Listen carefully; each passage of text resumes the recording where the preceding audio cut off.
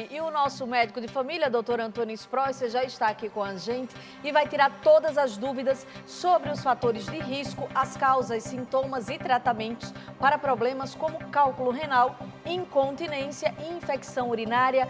Bom dia, doutor. Bom dia, Renatinha. Bom dia, Ana. Bom dia, doutor. Bom dia. Bom, para a gente poder começar, vamos falar sobre incontinência urinária. Por que ela acontece? Bom, incontinência urinária é uma situação muito frequente que acontece em homem e em mulher também. Vamos ver as principais alterações anatômicas. Aí você tem a bexiga, que é um músculo. Certo. É um músculo muito forte. A uretra, por onde passa a urina. E tem ali embaixo, aí onde fecha e abre, um músculo muito importante, que é um tipo de um esfíncter, que a gente chama, e que fecha o canal da uretra e não deixa você urinar, chamado músculos do assoalho pélvico. Então, quando eu quero fazer xixi, por exemplo, a urina enche a minha bexiga, a bexiga vai contrair, e essa força que a bexiga faz relaxa a musculatura pélvica e eu consigo urinar. Muito bom. Às vezes, o que acontece? Eu tuço, eu espirro, eu faço qualquer força, geralmente eu não perco urina, porque é que esse músculo segura. Mas muitas vezes, por algumas doenças, existe um relaxamento dessa musculatura da pelvis. Então, qualquer esforço, qualquer urina que fique dentro da bexiga, eu já vou perder. Então, principalmente quando você tem algum problema neurológico, uma gravidez, já vou falar das causas principais. Eu estou tossindo agora, eu estou perdendo urina. Eu estou dando risada, eu estou perdendo urina. Eu na rua, estou num ônibus, eu estou perdendo urina. Então, isso é incontinência urinária. É um problema muito frequente. Agora, doutor, quem é que está mais propenso a ter a incontinência urinária e por que acontece? É normal acontecer mais em idosos? Sim, acontece mais. Vamos ver os principais fatores de risco da incontinência urinária.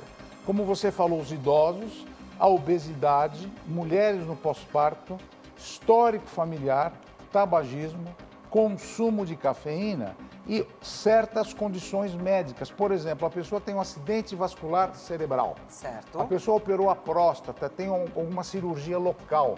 E essa flacidez muscular acontece muito nas mulheres na menopausa. Então, essas são as principais causas e consequências da incontinência. Agora, doutora, apesar de tudo isso que o senhor mostrou aqui, existe tratamento? Tem como melhorar a qualidade de vida de quem sofre com a incontinência urinária? Tem sim, Ana Rita. Porque atrapalha muito, né? Muito.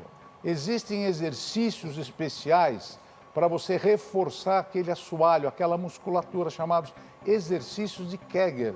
Aqui é uma demonstração de um tipo de exercício, mas a fisioterapia, com posicionamento da coluna, fortalecimento da musculatura, isso aqui é muito importante. Além disso, medicamentos para relaxar a bexiga, porque às vezes a bexiga fica muito nervosa, e medicamentos para fortalecer aquela musculatura. Se nada disso funcionar, existem técnicas cirúrgicas apropriadas, que como o sling, que a gente levanta a bexiga com algumas alças e prende, a gente faz um levantamento cirúrgico da bexiga. Para melhorar isso. Fazer uma plástica. Acabou o problema. Agora, falamos sobre incontinência urinária e vamos falar sobre a infecção urinária. Infecção. O que causa a infecção urinária, doutor? Vou mostrar para vocês agora quais são as principais causas da infecção urinária. Olha só, aqui nós temos a uretra. A bactéria, ela entra na uretra, dá uma uretrite. Se ela subir, entra na bexiga, que é a cistite. Se ela passar e subir, ela vai para o ureter, é o ureterite. E o mais grave é quando a bactéria consegue subir no rim e dá pielonefrite. Então, esses são os 4 locais onde a bactéria pode ficar e a pielonefrite é a mais grave delas, que pode levar até a morte se a gente não tratar e diagnosticar rápido. Agora, doutor, quais são os sintomas mais comuns para quem sofre com a infecção urinária e em que momento eu preciso procurar ajuda médica? Boa pergunta. Vamos ver. Os principais sintomas da infecção urinária. Ardência. Você vai urinar, já está pegando fogo ali o canal da uretra. Urgência. Você tem pressa para urinar. Sente vontade o tempo todo, né? Toda hora. Você fica sangue na urina. Febre muito alta e dor lombar. Quando você tiver esses sintomas, procure ajuda médica, porque é sério. Agora, tem um problema. Homens e mulheres, às vezes, não têm sintoma de infecção urinária. É mesmo? Então, quando você tem, por exemplo, já teve alguma infecção urinária, mas a pressão começa a baixar, taquicardia, coração, procura ajuda, porque você pode estar com uma infecção urinária assintomática. Uau! Isso é bem curioso. Agora, doutor, tem diferença da infecção urinária no homem e na mulher? Tem sim. Tem uma diferença anatômica que é fundamental vocês entenderem. Vamos lá, olha a anatomia. A anatomia do homem e da mulher. O rim do homem e da mulher são iguais, o ureter são iguais, a bexiga também é igual. Agora, olha a uretra. A uretra da mulher é muito pequenininha, já a uretra do homem é bem grande. Então, qual é essa diferença? Faz com que a mulher tenha muito mais infecção urinária. Sim. Porque as bactérias das fezes, do reto e do ânus, elas entram e já estão lá dentro. Então, predispõe a mulher a ter mais infecção urinária. Agora, doutor, como é que a gente pode prevenir a infecção urinária, tanto para homens quanto para mulheres? Bom, esse assunto é fundamental. Vamos dar uma olhadinha. Olha, presta atenção agora, hein? Prevenção. Em primeiro lugar, beber muita água para limpar o seu sistema urinário. Não deixar a bactéria ficar acumulada. Então, isso é muito importante porque a gente mora num país que é muito quente. Outra coisa, urinar com frequência. Você tem, por exemplo, não fica segurando a bexiga. Ah, eu vou segurar porque... Não, vai ao banheiro. Nem que você marque no relógio, a cada 3 horas você ir ao banheiro. Evitar roupas apertadas. Quanto mais roupa apertada, menos sangue eu vou irrigar minhas partes íntimas. E outra coisa, muita pressão intraabdominal. Para isso, trate a prisão de ventre. As fezes acumuladas no intestino predispõem você também à infecção urinária. E mantenha a higiene íntima em dia. Toda vez que você evacuar, se limpe direito. Tome um banho de assento. Saiba fazer a troca da roupa íntima. Preferir sempre a roupa de algodão. Evitar ficar com roupa molhada. Então, são cuidados que a gente tem que ter no dia a dia. Agora, doutor, falamos sobre incontinência urinária, infecção urinária e chegamos ao cálculo renal. Exato. Como é que ele se forma e o que é o cálculo renal? Boa pergunta. Vamos dar uma olhadinha lá dentro? Vamos ver a anatomia então para entender direito. Aqui é o vaso sanguíneo. No vaso sanguíneo nós temos vários cristais. Por exemplo, ácido úrico, oxalato de cálcio. E esses cristais vêm tudo da nossa alimentação. E esses cristais entram no sistema urinário. E olha lá, agora, aí nós temos, olha como a pedra vai crescendo. Esse cálculo vai crescendo e ele se move. Então ele não fica parado. Ele desce, vai para o ureter e ele é pequenininho, né? Só que o tamanho dele pode aumentar e ele pode dar obstrução. Ele não passa aí no ureter, ó. Ele acumula a urina e pode dar uma insuficiência renal. Aí ele vai descer, ele pode ir rasgando todo o ureter por dentro, passa na bexiga e às vezes ele tem problema de passar na uretra, ele não passa. Mas ele vai cortando, olha, ele vai sangrando. Por isso que muitas vezes você vai urinar, sai sangue, é por causa disso. A pedra vai rasgando o ureter e pega a bexiga. E é por conta disso que dói tanto? E dói muito. E esse cálculo dói tanto que pode levar a sérios problemas, viu? Agora, doutor, todos os casos são iguais de cálculo renal? Não, não são todos iguais. Porque, por exemplo, você vê aqui, esse cálculo pequenininho, Ana, ele vem, ele vai para o ureter, você nem percebe. Às vezes você faz xixi, ele saiu. Certo. Mas cálculos maiores como esse, aqui eu vou mostrar para vocês.